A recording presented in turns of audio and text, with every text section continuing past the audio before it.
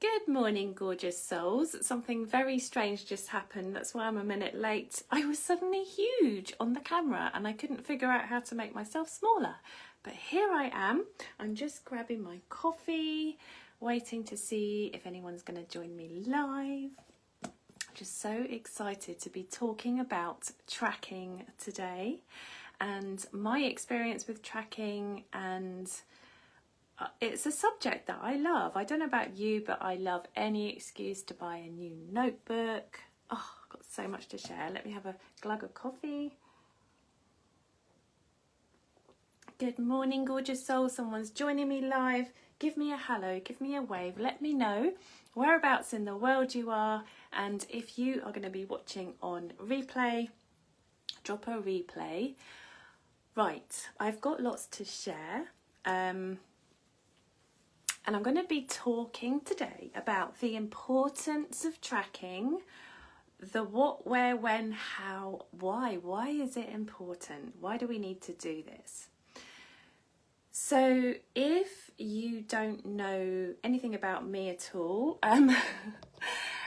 good morning and welcome. Good morning, good evening, wherever you're tuning in from. I'm Kath Nolden. I'm founder of The Wellness Tree. This group has originally had many other names, but I started this group 9 years ago when I started my alcohol freedom journey, and I haven't been 100% alcohol free all of that time, because after the first year sober I had a drinking experiment, then I went sober again, did another year, had another experiment. So I've probably had about 3 or 4 in the early days, but I haven't had any alcohol at all in the last 5 years. And honestly, the anchor thing that has kept me on track has been tracking, and I still track today. Now, I don't track not drinking anymore because it's just not a thing. What happened is, after my first year of not drinking, I decided to start my sugar freedom journey, and that's something that I've been tracking, but I've also really been tracking what I'm doing in my days, because this is what it's all about. Now, what happens if we don't track? What happens if we don't track is it's very wishy-washy. It's very sort of non-committal. Yes, we may have made up in our minds that we're working on our sober curious journey, whether you're currently drinking less, you're working towards drinking none, or if you're already alcohol free, you're sober. I mix these words up, so just use whatever language feels good to you. But if we don't have an anchor, a track, we tend to drift, we tend to lose focus, we tend to drift away from what's important to us. And then we're making unaligned choices, we're making detours, and then we notice and it doesn't feel good. And we can get then sucked back into that horrible spiral of never-ending day ones, wishing we hadn't drunk, beating ourselves up. And really, the Wellness Tree way, the method that I coach with, is to bring so much loving kindness and compassion to ourselves, and not buying into all of that emotional drama that we do to ourselves, all of that beating ourselves up, because this is emotional weight, it's energetic weight that we need to lay down. It's a practice, and we just bring ourselves back. It's amazing how much we can achieve just by buying out of that emotional drama, getting back on track. But here's the thing, we need to know what on track means to us. Now, we're all different. We are all different, unique souls here with our own likes, dislikes, the things that are important to us, and it's beautiful. I see this as a gorgeous, colourful mix of amazing, gorgeous souls. We're all in different places all over the world, and we bring together This is a together journey. Lots of inspirational lessons together, our own wisdom, our own insights, and how amazing that we have this community where we can share together what's working and what's not. And very often, and I found this in my own journey, I might be struggling or stuck, especially in the past when I was really, just in some kind of patterning. And I would learn from another sister, another gorgeous soul, something they were doing in their journey. And I might really like that. And so I'd do that myself or try that myself. And it would just give me a different perspective. And I just think, how beautiful is that we can do that. We can open our eyes, we can listen, we can just drop our guards, be open to learning and exploring. And this is the thing. Imagine that you are on this hike, this sober curious hike, this adventure. You're deepening into your own roots. You're on your path, your own soul path with your own wellness tree.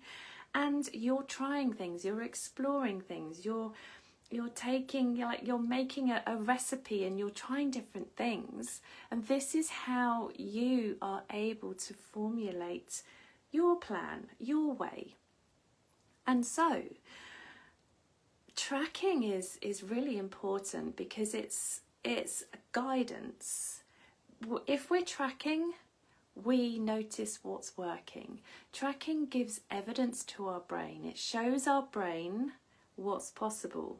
If you create a line of on-track days, that gives evidence and proof to your brain because it's constantly scanning, and it will quieten that tiger within.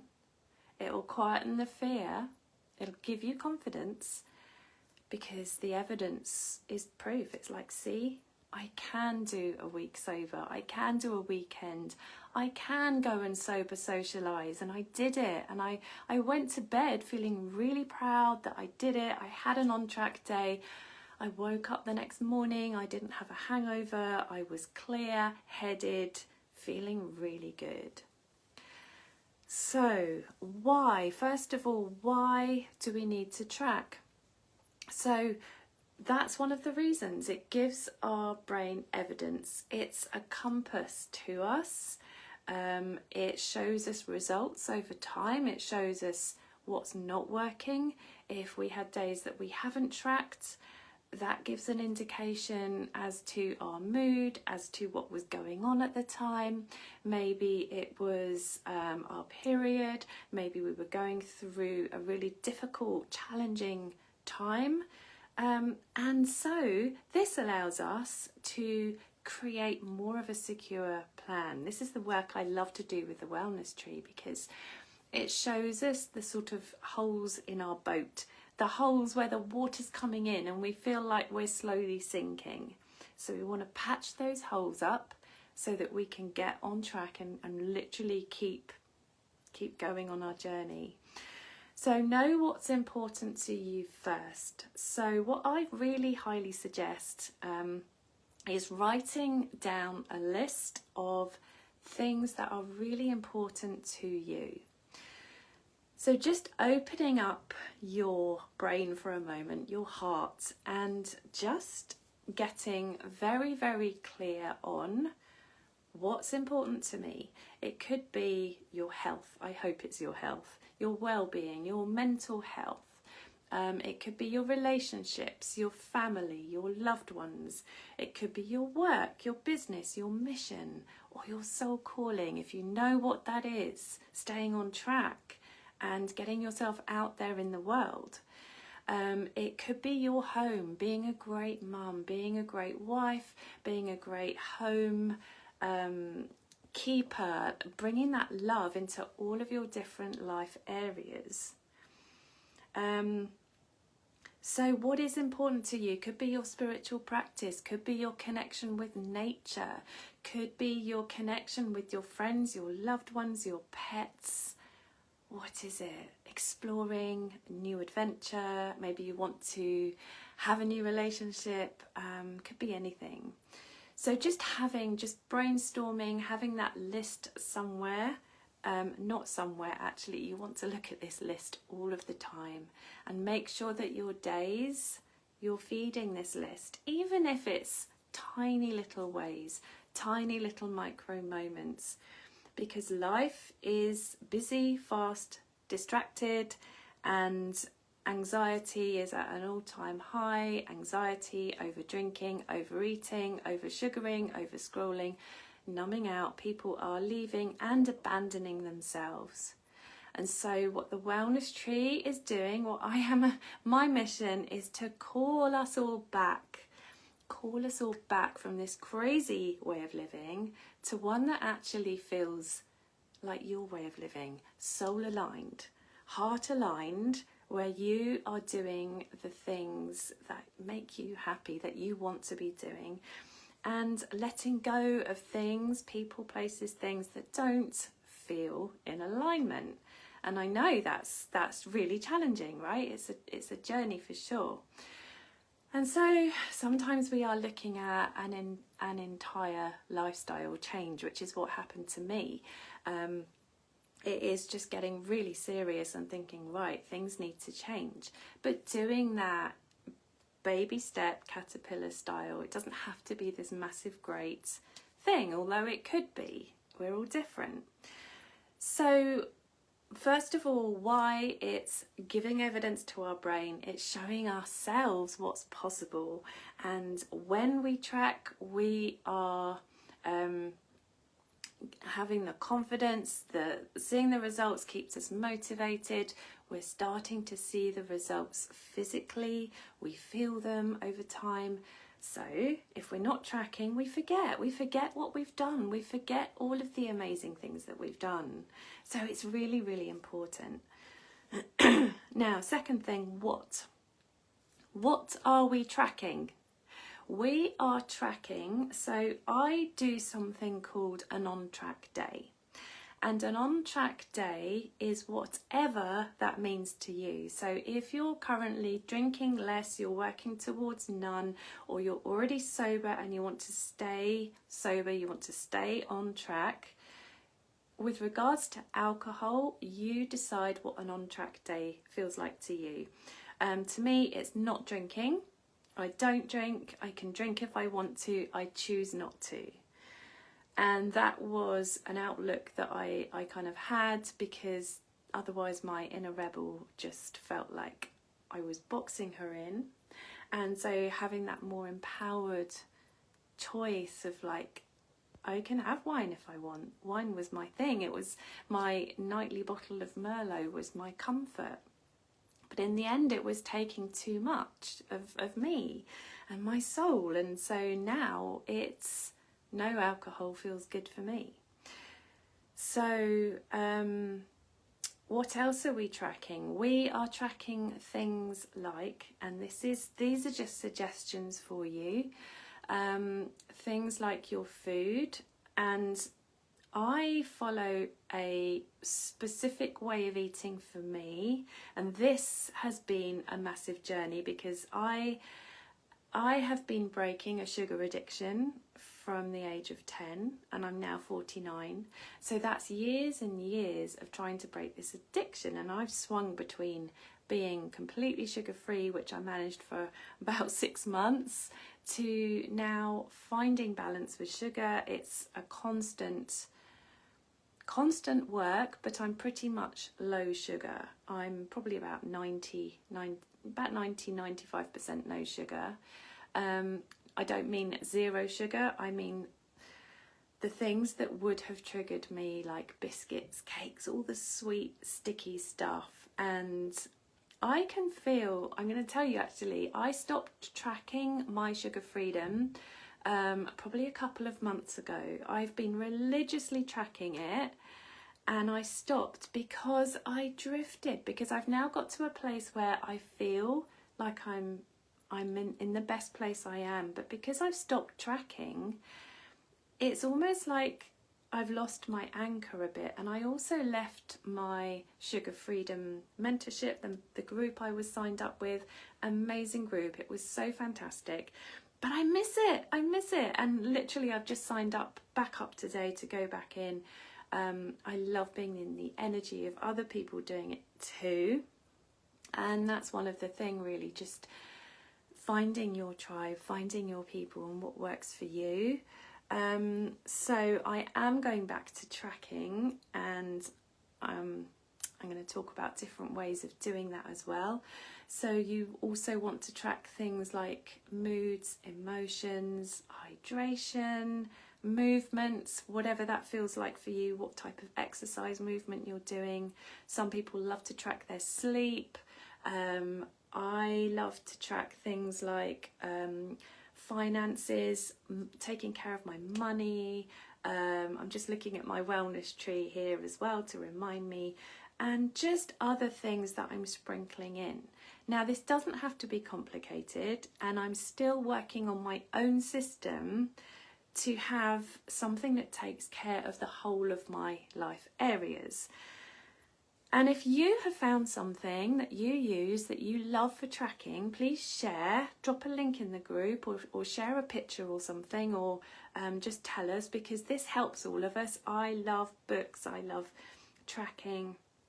Also, I've experimented with tracking online and with a pen and paper, and I'm old school. I love a pen and paper, I love pretty notebooks and journals and things like that. So that's kind of the what to track. Now, the when to track, I track daily. I find if I don't track daily, I tend to wobble off track and drift, and I like keeping my focus. I like keeping my brain on, right, what am I doing today? What are the routines? What are the habits? What are the rituals? And when we create something, just knowing that it's going to shift and change as we shift and change. And I've noticed this too with seasons, different times of year, with my moods, with my energy levels. It's fine. It's like, we don't always want to do yoga every morning or go for a run 3 times a week. There's going to be gentle times, and it's really, really important to just be okay with that.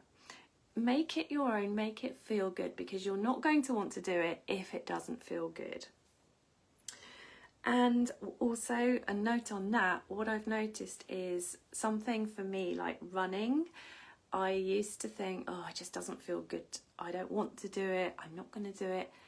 And so what I do now, I train myself, I'm still training myself to fast forward to the end of my run to when I come home and I know how good I feel. And that's what I'm now tuning into, is ahead of time. And we can do the same with our other habits, like not drinking, doing a sober evening. Fast forward to going to bed tonight, because you are going to feel so proud of yourself, and waking up in the morning knowing that you are healing your body. You are doing incredible, amazing things. Maybe you can't see them yet, but you will. Keep tracking, keep committed, stay devotional. You will start to see the results. Maybe you've already seen the results. Maybe you had the results and you've drifted back again into self-sabotage and you want to get back on track. Get back on track. Great, let's do it. Let's do it. And then the how. So have I finished with when? Yes, daily, definitely I do daily. I also like to do, sorry, just adding another little bit in here.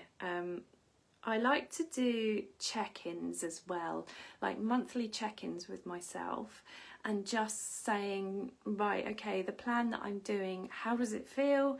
Does it feel good? Is it getting me the results that I want? If I stay on track with this plan, can I see that this is going to work for me? It's going to get me to that kind of version of me that I want to be showing up as, that I want to be. Yeah, monthly check-ins. I love doing setting an intention at the beginning of the month and then doing a review at the end of the month. And we can do this weekly, we can do this daily. Every day is a chance to check in. And even making this micro small, doing it at the end of a morning. How did the morning go? You know, has my morning routine set me up for my afternoon? Will that carry me through till the evening? Just breaking it down into really small chunks. I'm a massive fan of chunking down. And then the how. Okay, so I did say that I love pen and paper. I find it so comforting and cozy, snuggling up with a gorgeous herbal tea and just having a book, a journal, a tracker. There's so many things out there, and I've played and explored with so many different things. I'm just going to share with you quickly what I've used over the years, what I'm using now and what I will be doing, and you can, you know, share yours as well. As I said, I love to get inspiration from others too.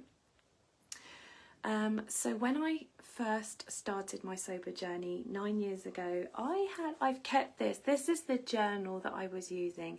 Now this is literally just a blank, it's lined, but there's no prompts in it or anything. This was literally my brain dumping journal. So this isn't tracking, but what I would do is a general journal of the day. So I'd go to bed with a cup of tea or no tea and just sit. Before I go to sleep, I would just spend 5 or 10 minutes, sometimes longer, writing the day. And I would literally write everything. If I was in a bad mood, if I was fed up, if I was tired, I'd write it down, even swearing, whatever, literally as if I was talking to a really special friend that I knew wouldn't share, a croaky voice, if my friend wouldn't share any of my private thoughts and things. And I knew no one would read my diary, so I knew it would be safe. So I literally wrote down everything, and I wrote the days down. Day 1, day 2. I'm not going to show you, but I even started when I was moderating. I was trying to moderate alcohol. This is the 8th of August 2016, and it was actually in the September of 2016, while I was still moderating, that I decided to go alcohol free. Because my husband had words with me. That was my wake-up call. So I didn't have a rock bottom, and that's when I knew I had to really take this seriously and actually do something about it. And so then I really got into tracking. It was the time when the wellness tree as well was starting to come, and because I thought, well, how the hell do I do this? I don't know how to stop drinking. I don't know how to stay stopped. I don't know how to deal with cravings or anything else like that. Actually, tracking has been one of the strongest anchor things, along with breathing and things like that. I'm just looking at the time and I want to get everything into this video, so apologies if I am speaking quickly. I then created this notebook. Now, don't laugh, but if you have a notebook, if you're like me, you love the old school kind of things, make it something that feels really special to you, something that you're going to really enjoy writing in or tracking in. I love deer animals. I don't know if a deer is a spirit guide or something, but I love them. And I was in a beautiful little craft shop and I saw a painting, a drawing that somebody had done of this deer, and I bought it. And I stuck it to this gorgeous glittery notebook I bought, and my little mantra I wrote to myself: do it, feel it, become it. And to me, this deer just represented self-leadership, strength, resilience. Like, I'm doing this no matter what. And then in my inside, I had a sunflower. I just cut out a sunflower picture because I love sunflowers. So when I opened it, I could see something nice and bright shining back at me. And then in the front cover, I wrote my morning. So I had my morning routine written out, during the day routine, which is like my check-in time, and then my evening routine. Very quickly to share with you what I was doing back then. So this is 2016. I was doing one thing to share with you as well. The mistake I made is I tried to do everything. I tried to do too much, and it was too much. So just focus on small, simple habits. Was meditation, running, journaling, yoga, green smoothie, gratitude, reading, listening or watching an inspiring podcast or YouTube video, and really tuning into who I wanted to be that day, how I was showing up. So that's a lot. Don't recommend doing all of that, but just find your way with this. During the day, just checking in with the breath, doing a quick body scan, shaking as well, shaking breaks, just shaking all the energy, grounding, coming back to my body, checking in, asking myself, how am I feeling? What do I need right now?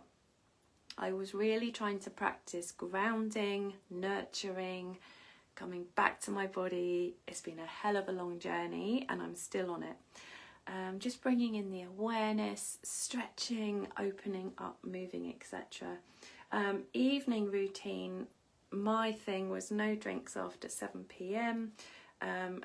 Take my makeup off, because this is something that I wasn't very good at sometimes. I would go to bed with my makeup on, really bad habit. And then moisturize face, lips and hands. I put that in because that's something I used to forget to do, and it's like a little self-care practice. And then asleep by 9:30. Nowadays I'm asleep, I go to bed so early, about 8:30, because I'm up at 5. I like to have a really early start. So finding what works for you, but just writing down very simple routines to anchor into your day. And then I would have my tracker.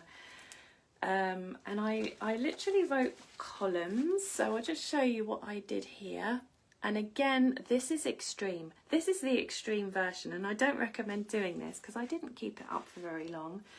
My columns, I'd have the days of the week down one side. I had a column for running, journaling, reading, meditating, yoga, going for a walk, drinking water, no sugar. I was on absolutely zero sugar back then.